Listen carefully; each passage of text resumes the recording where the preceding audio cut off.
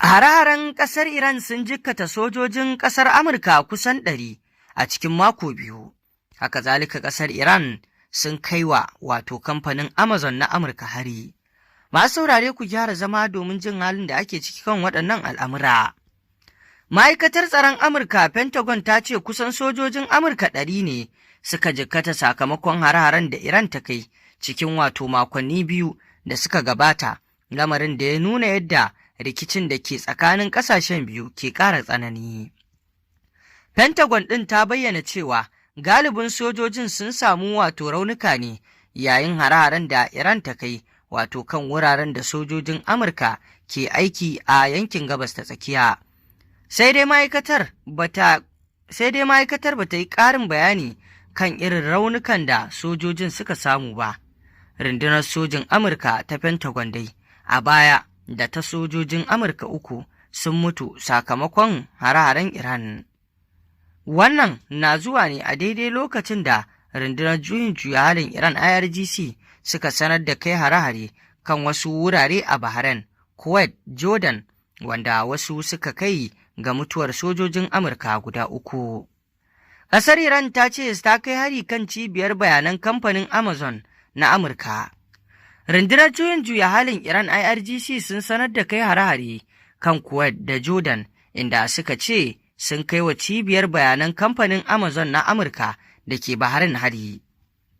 A gefe guda kuma, sojojin Amurka sun ce sun kammala zagaye na 10 na hare-haren da suke kaiwa ƙasar Iran, tare da jaddada cewa zirga-zirgar jiragen ruwa za ta ci gaba da gudana a mashigar ta Hormuz. Hakanan, hukumar kula da harkokin teku ta Birtaniya ta bayyana cewa wani jirgin dakon mai ya samu rauni sakamakon harin wani makami a mashigar Hormuz.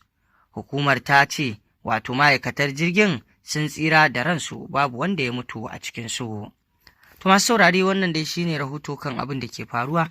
Ku ci gaba da bibiyar mu domin sanin abubuwan da ke faruwa, musamman ma a gabas ta tsakiya kan wannan rikici da sa'insa da ke faruwa tsakanin ƙasar Iran da ƙasar Amurka, wanda wannan rikici dai har yanzu ba a iya cewa an san ranar ƙarshensa ba, saboda irin yadda kowane ɓangare ya dage domin cimma burinsa.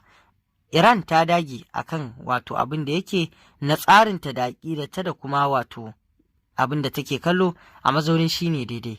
Haka zalika ita kuma Amurka ta dage akan daƙile ƙasar Iran akan wasu abubuwa da take ganin idan ta yi su zai zama babban cikas gare su, musamman ma batun makamin nukiliya, wanda ƙasar Amurka da Isra'ila babban burinsu hana wannan ƙasa ta Iran mallakar makamin nukiliya, domin suna ganin idan har Iran ta mallaki wannan makami na nukiliya to fa babbar illa ce a gare su, wadda suke kallanta da cewar za ta iya ba su babban tasgaro wajen cimma burukan da suke da shi, musamman ma ƙasar Isra'ila da take ganin idan har Iran ta mallaki wannan makami to babu makawa Iran za ta iya zama silar rusa ƙasar nan ta Isra'ila.